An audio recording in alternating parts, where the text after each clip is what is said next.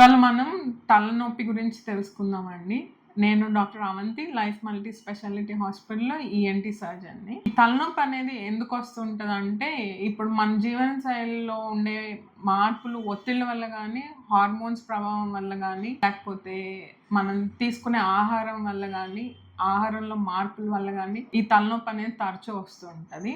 తలనొప్పి అనేది 2 రకాలు ఉంటది. Primary headache, secondary headache. తలనొప్పి అనేది ఒక జబ్బు కాదు, ఒక వ్యాధి లక్షణం. సెకండరీ హెడేక్ అనేది ఏదన్నా మన శరీరంలో ఒక వ్యాధి ఉంటే దానివల్ల వచ్చే హెడేక్‌ని సెకండరీ హెడేక్ అని అంటారు. యూజువల్లీ ఇవి హై బ్లడ్ ప్రెషర్ ఉండడం వల్ల గానీ, లేకపోతే చెవులోంచి చీమ అలాంటి కారడం వల్ల, చెవులో ఇన్ఫెక్షన్ ఉండడం వల్ల, లేకపోతే సైనసెస్ ఇన్ఫెక్షన్ వల్ల గానీ, లేకపోతే బ్రెయిన్‌లో ఏమన్నా కణాలు కణితులు లాంటివి ఉండడము, లేకపోతే రక్తస్రావం సరిగ్గా లేకపోవడం, రక్తం గడ్డగట్టడము, లేకపోతే బ్లీడ్ అవ్వడము, ఇలాంటి కారణాల వల్ల వచ్చే హెడేక్స్‌ని సెకండరీ హెడేక్స్ అని అంటాము. ప్రైమరీ హెడేక్ అనేది ఎప్పుడైతే ఏ కారణం లేకుండా తరచూ హెడేక్ వస్తుంది, తలనొప్పి వస్తుంది, కానీ ఏ టెస్ట్‌లు చేసినా అందులో ఏమి వ్యాధి నిర్ధారణ కావట్లేదు అంటే అలాంటి వాటిని ప్రైమరీ హెడేక్ అంటారు. ఈ ప్రైమరీ హెడేక్ అనేది 3 రకాలు. ఒకటి మైగ్రేన్ లేదా పార్శ్వ నొప్పి, 2 క్లస్టర్ హెడేక్స్, 3 టెన్షన్ హెడేక్. ఈ మైగ్రేన్ అనేది ఎక్కువ మనం వింటూ ఉంటాము. ఈ మైగ్రేన్ లేదా పార్శ్వ నొప్పి అంటే ఏంటి? దాని లక్షణాలు ఎలా ఉంటాయి అన్నది మనం తెలుసుకుందాం. మైగ్రేన్ అంటే ఆడవాళ్ళల్లో మరీ ముఖ్యంగా మధ్య వయస్కుల్లో ఎక్కువ వస్తుంటది. ఎందుకంటే బాగా చిన్నగా ఉన్న వాళ్ళకి అంటే 16 ఏళ్ళు లోపు వాళ్ళకి 50, 60 ఏళ్ళు దాటిన వాళ్ళకి పెద్దగా టెన్షన్స్, ఆలోచనలు ఉండవు కాబట్టి జనరల్లీ అందుకని వాళ్ళకి కొంచెం తక్కువొస్తది. అలా అని రాకూడదనేం లేదు. అలాగే కొంతమంది మగవారిలో గూడా వస్తుంది. ఈ మైగ్రేన్ అనేది కూడా 2 రకాలుంటది. ఒకటి migraine with aura, migraine without aura. With aura అంటే మైగ్రేన్ తలనొప్పి వచ్చే ముందు మనకు అర్థమవుతుంటది. కళ్ళ ముందు ఫ్లాష్ లైట్స్ రావడము, లేకపోతే ఒక రకమైన జిగ్‌జాగ్ లైన్స్ లాంటివి రావటము, ఆ తర్వాత హెడేక్ రావడం. హెడేక్ వచ్చిన తర్వాత ఎప్పుడైతే ఈ ప్రీడ్రోమల్ సింప్టమ్స్ ఉండవో దాన్ని మైగ్రేన్ వితౌట్ ఆరా అని అంటారు. మైగ్రేన్ వచ్చినప్పుడు అది యూజువల్లీ ఎక్కువ శాతం ఒక సైడ్ ఆఫ్ తలకి వస్తుంటది. అది ఎడమ వైపు కావచ్చు, కుడి వైపు కావచ్చు. కొన్నిసార్లు ఒకవైపు, ఇంకొన్నిసార్లు ఇంకో వైపు కూడా రావచ్చు. తల మొత్తం కూడా రావచ్చు. కానీ ఎక్కువ శాతం ఒకవైపే వస్తూ ఉంటది. ఈ తలనొప్పితో పాటు కొన్ని లక్షణాలుంటాయి ఇది మైగ్రేన్ అని అనుకోవడానికి.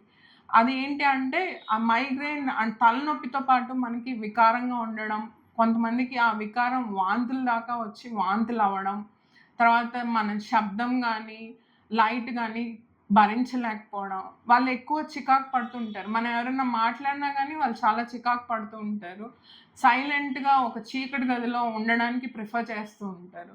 వీళ్ళు యూజువల్లీ ఒక పెయిన్ కిల్లర్ యేసుకొని పడుకొని లేస్తే చాలా వరకు రికవర్ అయిపోతూ ఉంటారు. ఇలాంటి హెడేక్స్ ఫ్రీక్వెంట్‌గా వస్తున్నాయనుకోండి, అంటే వారానికి 1, 2 సార్లు కన్నా ఎక్కువ సార్లు వస్తుంటే వీళ్ళు టాబ్లెట్స్ మీద పెట్టాల్సొస్తుంది.